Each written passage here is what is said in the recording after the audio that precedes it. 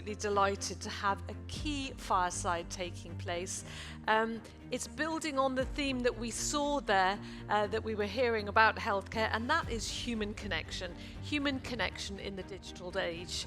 In this era, of course, we have abundant virtual connection tools, and of course, the pandemic has underscored that technology even more. But we've had a growing yearning for that human connection and a desire to cut through the digital noise. It's revealing a fundamental human need that technology can't fully satiate. And to join us to examine this very important theme, I'm absolutely delighted to invite to the stage Jane Sun, the CEO of Trip.com Group. As you know, Trip.com is a leading global travel services company, and she's been the CFO and COO since joining in 2005, and a top 50 most powerful woman in business. She will be joined on the stage by Mustafa Al-Rawi, the Group Director of Editorial Partnerships for the International Media Investments, IMI. So if I could please welcome you both to join us on the stage. Very much looking forward to your session today and delighted to meet you, Jane. Please get comfortable.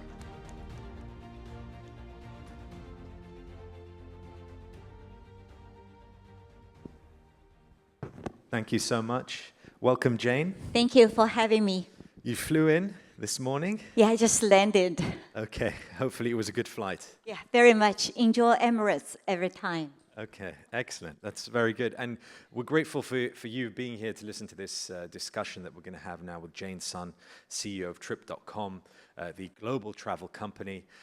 Travel and tourism is a very important sector, as we all know, when it comes to not only bridging economies and markets, but for creating jobs, future prosperity and wealth, and understanding what some of the trends are and what the impact is going to be of those trends on travel and tourism is very important, particularly for this region. We all experienced the pandemic, and we remembered what it was like when we couldn't travel. We also remembered how important it was to have the human connections in our daily lives. And I think over the last 25 years, with the advent of the internet and digitalization, it felt as if travel was probably the most disrupted when it came to how technology operates. And certainly booking your holiday or your travel became a very impersonal experience. However, we might be coming full circle again with AI and other automation trends, that we might be able to bring that human connection back to the center of our travel experience. But Jane, maybe from your perspective, why does the human connection matter when it comes to travel? Travel is a bridge for people all over the world to connect. People in China for 2,000 years are taught by Confucius that it is better to travel 10,000 miles than to read 10,000 books. So travel drives people to learn, particularly for the young people. I remember when my kids were young, when they were learning about Roman history, we took them to Rome. And after Roman history, it was the Renaissance. So we took them to Florence. And after Renaissance, it was the Scottish Enlightenment. So we took them to Edinburgh to learn from Adam Smith, John Locke, and David Hume. And they were very interested in Egypt. So we watched a movie, that's by Nile, and then we took the cruise on the Nile. So for children, I think traveling is learning. And we also have teaching by Confucius that when you travel with 3 people, there must be one person can be your teacher. So travel is very personal. When you isolate yourself in your own country, you only have one view. But when you travel into different regions, you get different perspectives. I have been traveled for so many countries. Although different people have different culture, different background, different education. When I talk to the mothers all over the world, we focus on 3 topics. The first one is, how can we get the best education for our young people? The second one is how we can get our young people a good career path. The third one is how families can enjoy peaceful and prosperous lives. So no matter which the mother is from which country, the common topics are the same. So I think there are a lot of common topics that we can bring together through travel. It's very deep when you talk about travel, and particularly when you relate those personal experiences, thank you, and some of the philosophy behind it, Confucius and others. I think in many cultures, particularly in the Arab world, we know how important it is to travel and connect and be aware of history and heritage. But what's interesting is Trip.com. I mean, you're essentially a digital platform for booking the travel. So tell me where the human aspect comes in here. The human element there. Yes, yes. We have 10,000 engineers in-house developing Trip.com app. So it's very technology driven because during your travel, anything can happen. So our promise to our customers are, if you call our call center, within 30 seconds, a live person needs to be online to solve your issue. If a business traveler, if you want to make a reservation, as long as your flight leaves in 1 hour, we can make a reservation, issue the ticket, issue the boarding pass, and get you on the plane within 1 hour. We call it 1 hour express lane. If something happened, for example, Japan had a tsunami, Israel-Hamas had a conflict, within 2 minutes, our team needs to reach out to our customers in that region, transfer them to the safe hotel, and offer hot meal, hot shower. The very next day, if our customer want to take a flight back to their home country, we need to make an arrangement. So that takes a lot of engineering power to identify where the customers are, how we can find the right plane for them to return back to their home country. So it takes lots of investment. And technology helps. Where does AI now fit into that? So whether it's health and safety or giving travelers an enhanced experience, how does it fit? Yeah, we invest heavily in AI. We mainly use it in 4 areas. The first one is a user interface. In the past, we might ask, search in the system. I need a 5-star hotel. I need pets friendly. I have 2 children with a swimming pool. So the system will search for you. Right now, we have Trip Genie. That's very much AI driven. So you can have a conversation with Trip Genie. Please give me an itinerary in Dubai. It automatically will come up with a proposed agenda, and then you can book to it. So user interface is more user-friendly. The second one is technology. The coding time can be reduced anywhere between 15% to 30%.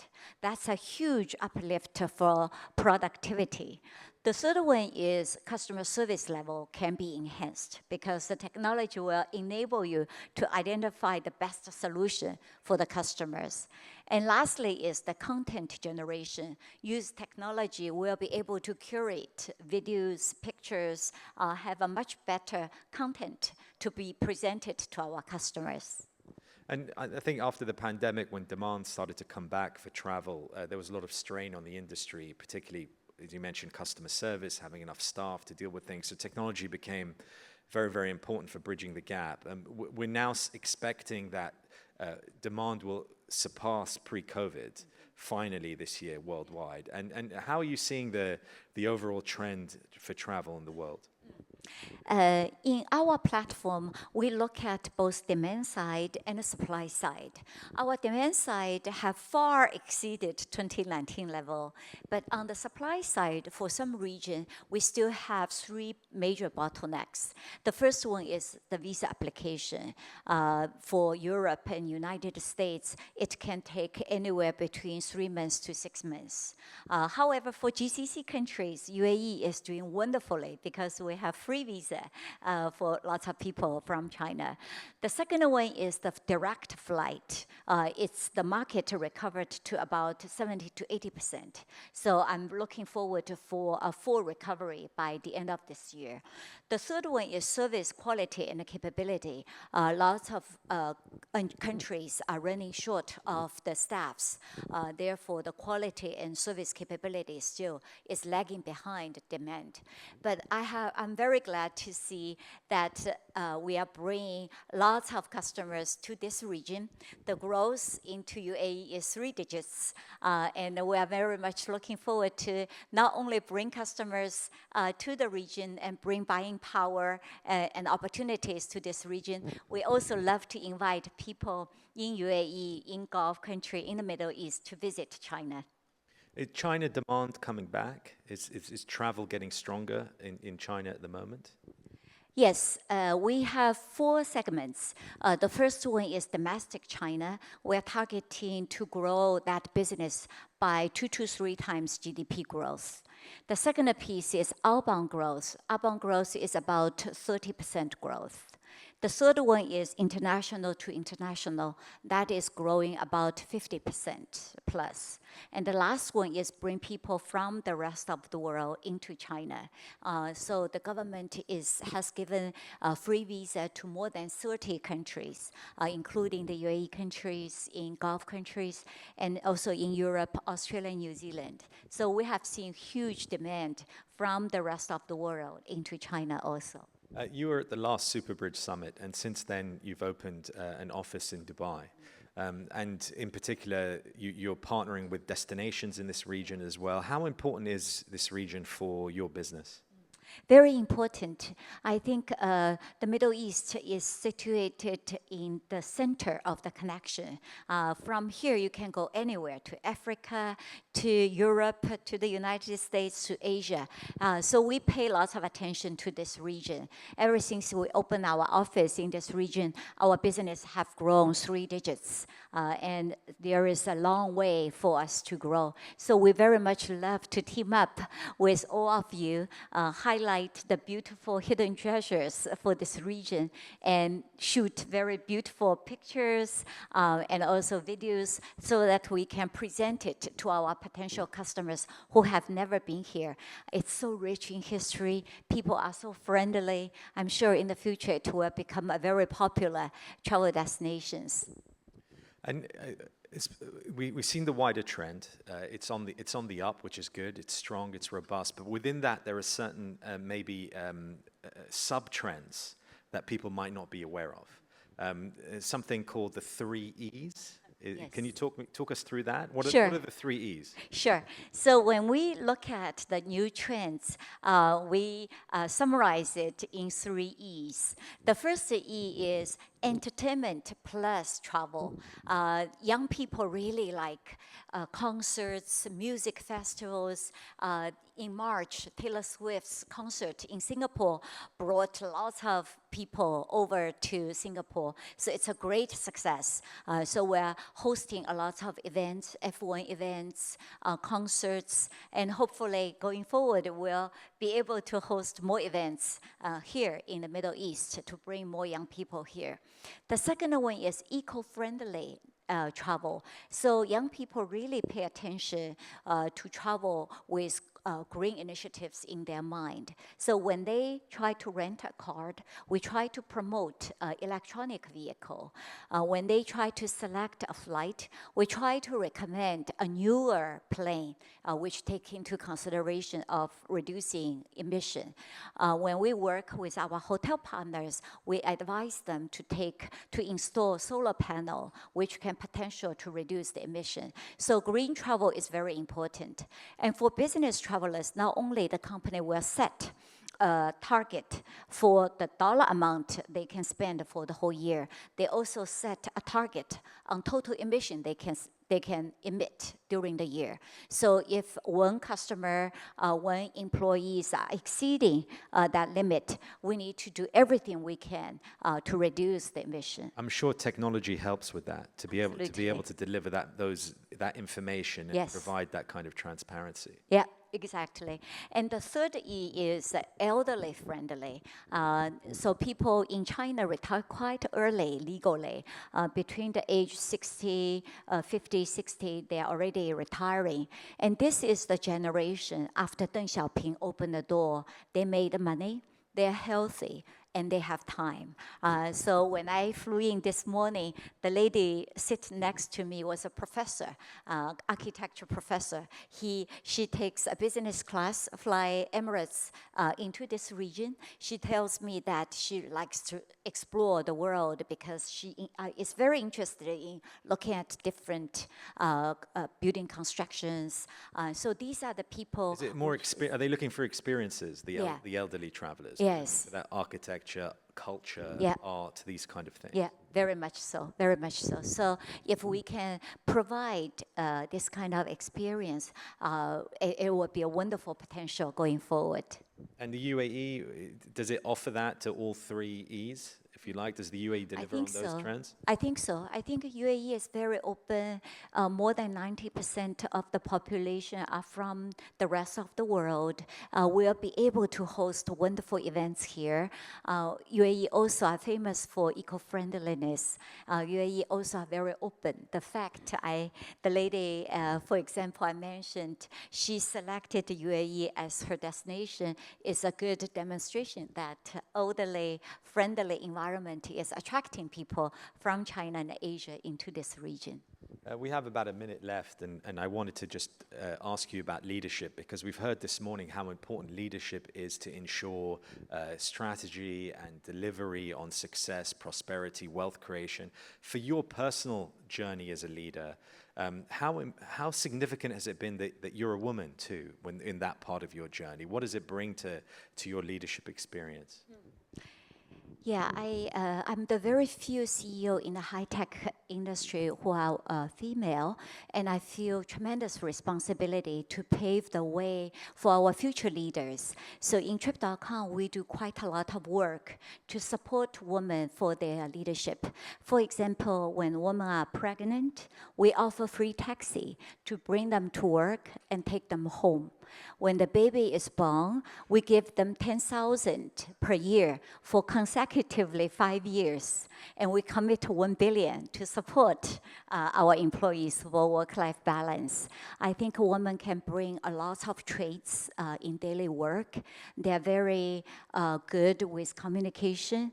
For the best interest of their team, they are willing to make personal sacrifice. They are also have very strong empathy. So when I look back for the past 100 years, when I just feel I'm very blessed, our generation is very blessed. My grandmother's generation, they were taught to stay home, take care of their children. My mother's generation, they were taught a woman can hold half of the sky. So she became a chemistry engineer, but more so like an individual contributor. For my generation, we can lead a big team. But I still think we can do more, because if you look at the global prime ministers, global presidents, only 10% are represented by women. And I always imagine if 50% of the global leaders, global presidents, and prime ministers are women, will we have a better world? How many mothers are willing to send their sons and daughters to fight a war? Can we find a more peaceful solution to solve global issues? So I think there are lots of potential if we let more women, more girls to take the leadership, not only in NGOs, in business world, but also encourage them to step out of their comfort zone and take greater leadership in the global stage. Thank you so much for joining us for this session. Thank you to Jane Sun from Trip.com. Thank you so much. Thanks for your time.